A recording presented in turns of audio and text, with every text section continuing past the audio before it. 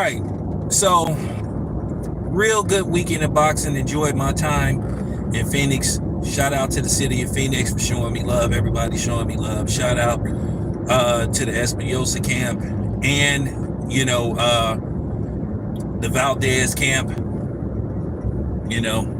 for giving me that inside access. So appreciate both you guys.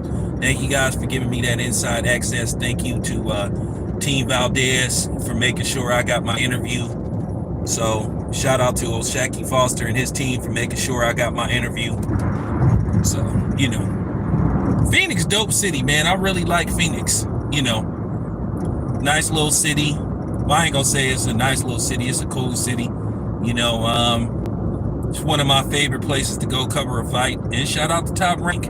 Always taking care of me, making sure I have access. Shout out to Gabriel. Shout out to Evan. Shout out to Katie and staff. But nevertheless, I gotta say, you know what? As far as boxing goes, it's so funny when you have a decision that go in favor of the brother. If it's a close fight, all of a sudden everybody talk robbery, investigation, and all that kind of stuff. You hear all this hoopla about what should be done and boxing is corrupt. I got a chance to watch that Richardson Hitchens and Liam Pyro fight. Shout out to Miggs. Miggs went to Puerto Rico to cover that fight on my behalf.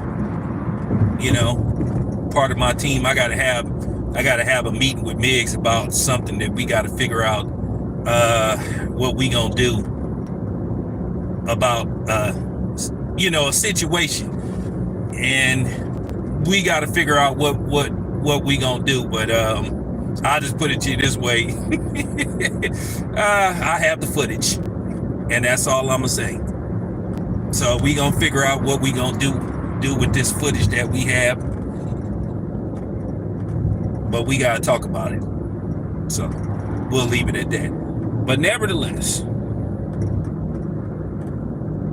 if I don't know what fight those judges were watching with Hitchens and Pyro, but for any judge to have Pyro winning that fight 117 to 111, so you said he won 9 rounds. Listen, Pyro, you can make an argument that he at best he won 4 rounds. And I watched the fight in its entirety. Hitchens outboxed circles around Pyro. I'm talking about he outboxed him. And Chris Mannix, at the end of the day, I like Chris Mannix. I mess with Chris Mannix. But come on, man. You got to stop with this bullshit about, Hitchens stunk up the joint. You got to stop with that narrative that they like to put out about brothers, man. Can we stop? It was a good fight. Great display of boxing, IQ, ring generalship. It was plenty of action in that fight, and I wish people would stop with that stuff. Now, if I call this out, then people gonna get mad and say, "Hey, man, you need to stop with this race baiting and playing the race card." Listen, I call it how I see it. Ask me if I give a fuck what y'all think. I'm gonna say what I want to say, and I'm gonna say it. I ain't worried about popular opinion. I speak my mind, and that's how I roll. You don't like it, you don't have to watch my channel. Go somewhere else. I'm not forcing you to watch my channel. You do not have to watch my channel. You already know what you signed up for. You know what? You already know the subject matter of my channel, and you already know what I'll talk about. Go somewhere else. That's real talk.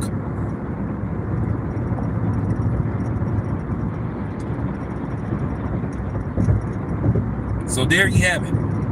But as far as running an investigation, they're not going to do that. Whoever that judge was, he had it fixed in his mind that he was going to make Pyro the winner no matter what. Unless he got knocked out, he was going to make him the winner. That scorecard was already filled out, or he already had in his mind how he was going to score that fight. Now that's on him. I've been saying this for a minute. I've been saying this for a minute, that they need to make the they need to make the judges available to the media. I think before the fighters come in, they need to take like 5 to 10 minutes to explain how they came up with their scorecard. And the one that comes up with the questionable scorecard, he need to be challenged. He need to be asked, like, how did you come up with that score? Because if they're held accountable and their names get put out there, well, you could basically possibly prevent, or at least put them in a situation where they get questioned about their scorecards, and then when it comes to a high profile fight, whether they get that assignment. See, if they start doing that kind of stuff, boxing would be in a better place, but they're scared to do it. Because a lot of times they don't want to open Pandora's box about what could be possibly going on in boxing. So that's why they don't do that kind of stuff. But I feel that that's necessary. It's simple solutions to fix boxing. But the question is, will the powers that be do it? Can everybody work together and be on the same page and stop agenda pushing and stop trying to protect their particular fighter, their deal with a particular network, and their particular promotional company?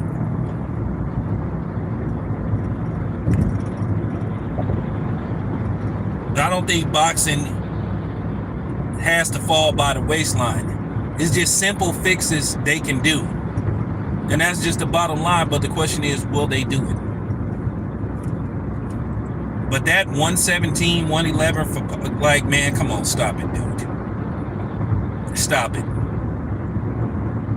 Pyro at best, and being generous, won maybe 4 rounds. But to say he won 9 rounds, what 9 rounds did you think he won, and how do you think he won 9 rounds? Break that down. Hitchens boxed circles around that dude, using a stiff jab, using great right hands, applying pressure. I'm gonna be honest with you. I know a lot of times fighters get in the comfort zone, and listen, I've said this on several occasions. Sometimes you could get knocked out going for the knockout, but at the end of the day, boxing is about taking chances. I think there was a stoppage there for Hitchens, and, he played it safe. But, if you a brother, you can't win for losing. If you outbox somebody, they say you should have knocked them out. And if you knock them out, then they'll say, well, you haven't been tested, or you're overrated, or, you haven't fought anybody. So we hear this a lot. But the broadcasting was very biased. But it got to the point to where Hitchens was pulling away so bad to where even Sergio Mora had to just get on board. And he corrected Chris Mannix, said, well, it's not Hitchens' fault. He did what he was supposed to do. Now, what's next for him? A lot of opportunity for him. A lot of opportunity for him. Depending on what Garcia wants to do. Garcia is out there, guys like Tank. Because to me, fights between 135 to 147, I don't feel like they're completely out of reach, just depending on how big these fighters are. So there's a lot of opportunity out there for Hitchens. I want to see the best fights get made.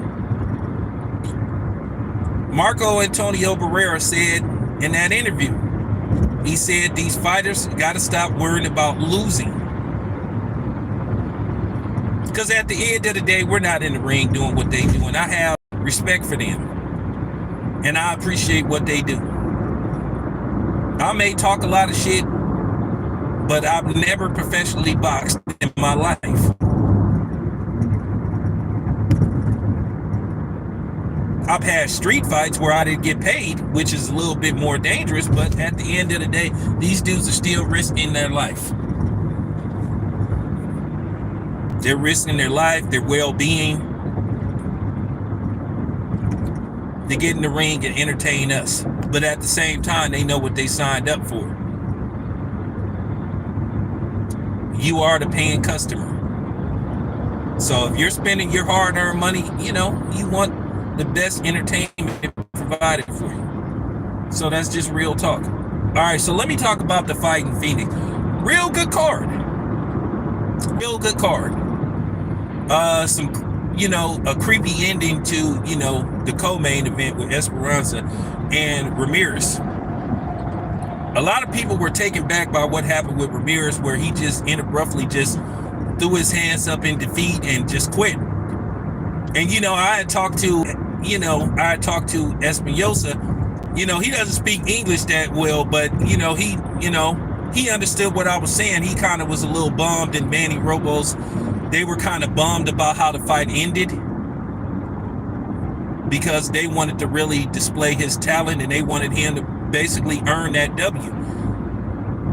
And Manny Robles was like really upset, because he felt like, well, damn, you just gave up and you cheated the fans. And like he said in the interview, he said he'll take the W, but he said he just don't like to see that kind of stuff.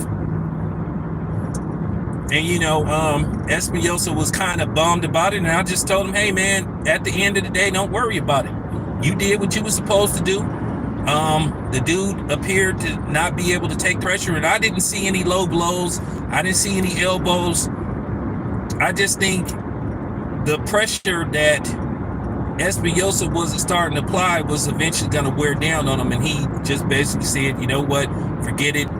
But if you're a promoter and you look at what transpired in that fight, it's like, okay, do I want to work with this dude again? Do I want to put him on another high profile fight? And by the way, the crowd was rocking too.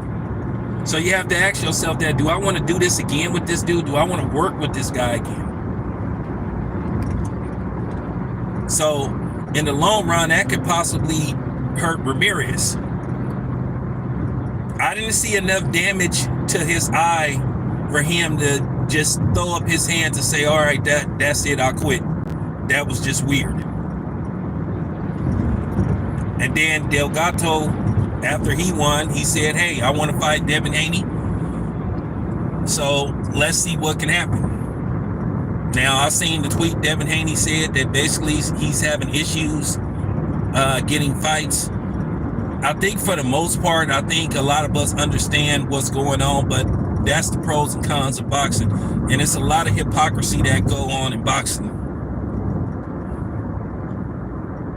Trust me.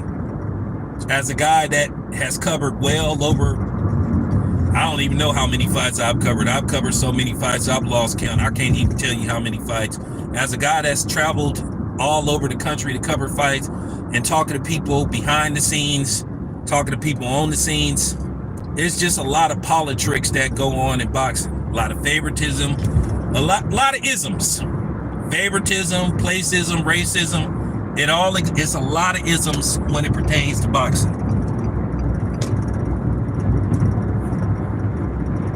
I've been doing this for a while.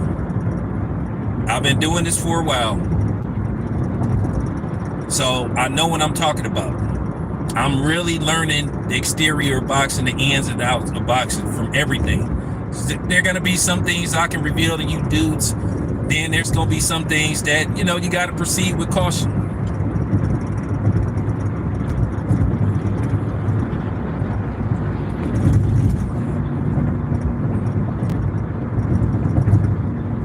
So I'm just going to say this much. A lot of people are not happy with what went on with Devin Haney and Ryan Garcia. The fact that a lot of people are trying to downplay what happened with Ryan Garcia, trying to give him a complete pass for basically cheating. And I just want to say something to you Sambos out there who keep caping for Ryan Garcia. Shame on you. And stay the fuck off my channel. I'm tired of hearing about the right hooks and all that kind of stuff, because at the end of the day, if your right hook is enhanced, is enhanced. At the end of the day, he tested positive for a banned substance. PEDs stand for performance enhancing drugs. It's self-explanatory. So when I hear these morons that keep trying to say the amount didn't affect the outcome of the fight, even from a boxer, you sound stupid and you are a fucking liar. You are a liar. You are a goddamn lie. And if you are a fan, you're dumb. I don't give a damn what color you are. So just stop the cap. Don't sit up here and tell me that that didn't affect the outcome of the fight. Now, some people get lucky. Drugs affect your body in different type of ways. Because everybody's digestive system and everybody's system is different. So don't sit up there and try to say that it didn't make a difference. You are a moron.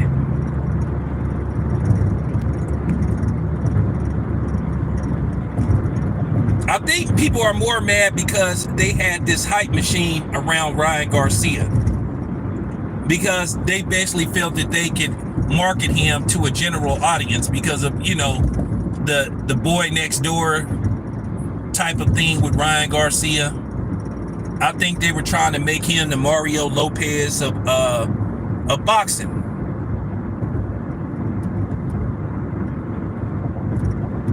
I think they wanted to make him the next Oscar De La Hoya. And then people were just mad at the fact that he tested positive. Now, I'm hearing that Ryan Garcia has filed some kind of lawsuit against Bill Haney. I haven't talked to Bill in a couple of days, and last time I talked to Bill, it was about something else. But my thing is, if that's true, once again, where is all the heat for Ryan Garcia? You see how people flip the script, and you see how people backpedal. You see how people keep their mouth shut. So I just want to see these announcers. I want to see these promoters. Like I said, there was no smoke for Oscar De La Hoya when he threatened to intervene with Ryan Garcia having this, you know, exhibition fight.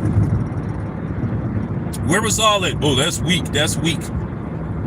That's weak. That's weak. Y'all never had the same energy. Never had the same energy. And then the thing is, with me, for the most part, I do my proper research. Now, when I did that video about fighters who have sued promotional companies and other fighters, when I basically, you know, shut that down about, oh, it's weak what Devin Haney is doing and all this kind of stuff, nobody could say nothing. Nobody could dispute. The only thing they could resort back, oh, I just don't like what Devin Haney's doing. Because I shut y'all down. And a lot of these other boxing media outlets, they don't want to tell the truth. They go with a narrative. If the narrative is hate and attack a black fighter, that's what they gonna roll with. They already, most of these media outlets and a lot of these, you know what I'm saying, these boxers, they already proved that they was full of shit. They downplayed Ryan Garcia going online, making flat out terrorist threats towards black people. And you had a lot of these fighters and trainers cooning it up and protecting Ryan Garcia and trying to attack black people who were calling Ryan Garcia out, trying to make it look like, oh, you guys are making a big deal. Okay, so what if Devin Haney had did that? But oh, I forgot, you are the same people that made a big deal out of Devin Haney saying that he won't ever lose to a white boy. That went viral almost. And Devin Haney was forced to apologize. Ryan Garcia barely came with a fake apology. What Ryan Garcia said was far worse than what Devin Haney said. But everybody made it look like what Devin Haney said was the worst thing they've ever heard. So that's why I don't take a lot of these content creators serious.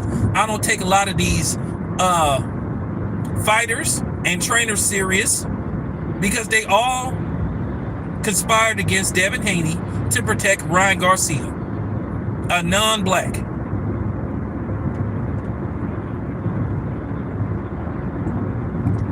So there you have it. But anyway, I digress. Let me get back to, talking about, the weekend card. Once again, great card. I'm going to say this about Oscar Valdez. I know Oscar Valdez has had some issues outside of boxing, and he was really bummed about Navarrete getting stopped by Navarrete. Some people just got your number. And unfortunately, Navarrete, he just got Oscar Valdez's number. If they fought 3 more times, the result would be the same. Navarrete is a very skillful boxer, and you got to be extra skillful to beat him. Now, do I think Navarrete could do anything with Shakur Stevenson? No, because there's levels to this.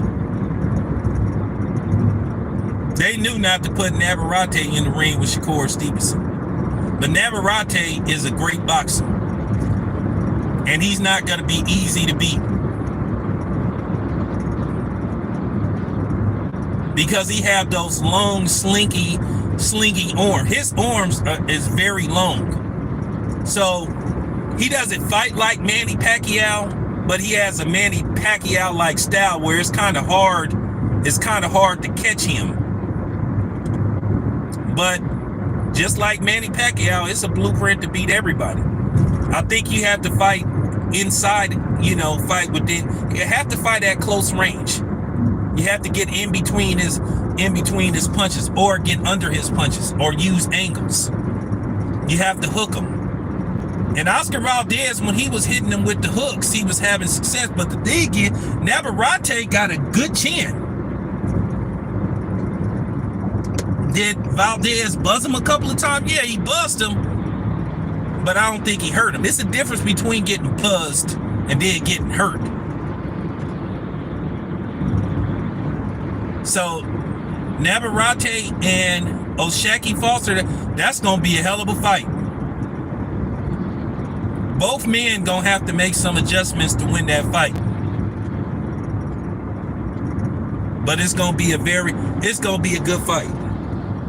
It's going to be a good fight. And like I said, Oscar Valdez, I have to say I like Oscar Valdez a lot. After the fight, I didn't interview him.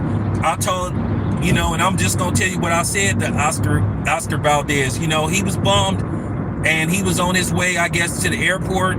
And I spoke to Oscar Valdez. I gave him a hug. I just grabbed his hand. I said, don't worry about it. I said, hey, man, you win some, you lose some. I said, I enjoy covering his fights. I told him I think he a good dude. And at the end of the day, you gave it your best.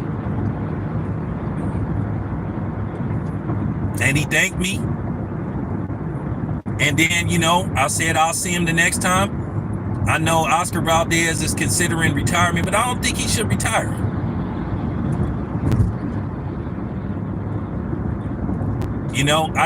See, people respect you more when you're not trying to put him on camera to get a reaction. So I wasn't trying to exploit him losing. And, we said some other stuff in his camp. They thanked me. And then, he went on about his way. He went back home. But Oscar Valdez is a cool dude. He a cool dude. Like I said, I know he's had some issues outside of the ring. But, he cool. I respect him.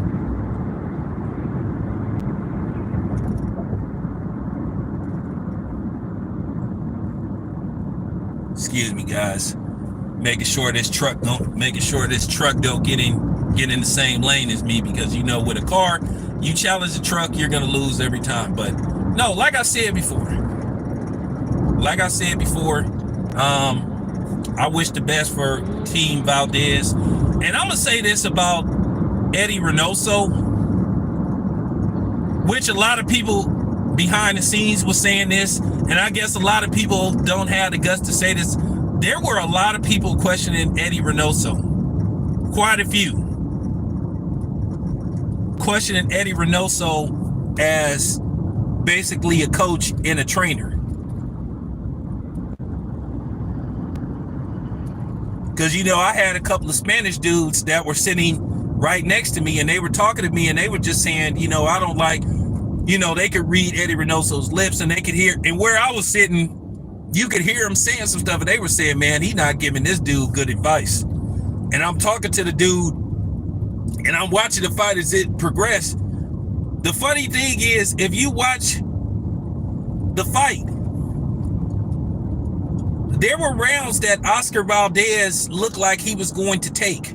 I think going into the 6th round, I had Navarrete just, you know, way ahead. I had it probably going into the 6th round. I probably had it 4 rounds to 1. But the funny thing was, the round Oscar got dropped in, I think it was the 2nd round. Oscar was on the verge of winning that round. And then you just could see Navarrete imposing his will. Every time it looked like Oscar was about to secure the round, Navarrete would just go on this tear and start landing combination punches, landing hard shots to the body. And then it would hurt Valdez, and then, you know, Navarrete would secure the round. And then I think after the 4th round, I think Oscar got dropped again in the 4th round, at the end of the 4th round, and then you kind of knew where this was going. We already knew the media people who was sitting at the, you know, media section. Everybody was like, Navarrete's gonna stop him. Without a shadow of a doubt, we knew that fight wasn't going the distance. It was just a matter of when.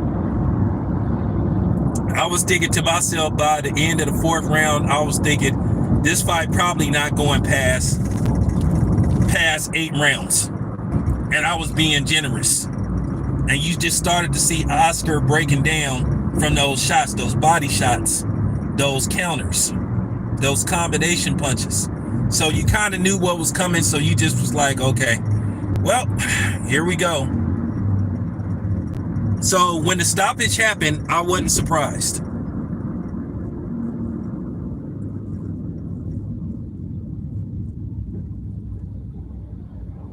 Oh, appreciate it.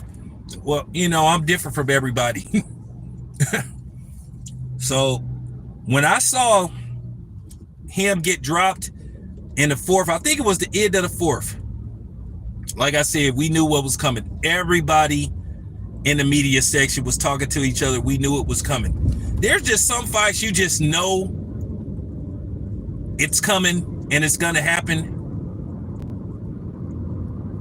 That fight, I was all but sure that Oscar wasn't gonna survive that fight, wasn't gonna go 12 rounds, because he was getting beaten down, he was getting broken down, he was getting badly hurt in that fight. I said either he's gonna get knocked out or his team is gonna throw in the towel. And I think if Oscar had took more punishment, probably had he survived the 6th round, he just decided to stay down from that body shot. You knew he was hurt. And had he got up probably after the 6th round, probably Eddie Reynoso would have probably considered throwing in the towel. But then Eddie Reynoso, I think sometimes his pride get in the way where he doesn't know that he's defeated. But a lot of people was just questioning Eddie Reynoso and said, damn, this dude didn't do a good job. Like basically helping Oscar Valdez make adjustments. But anyway, there you have it. Got to get to work. It's your boy Tam. Be back with more. Still got more footage to upload, but just stay tuned. I'm out.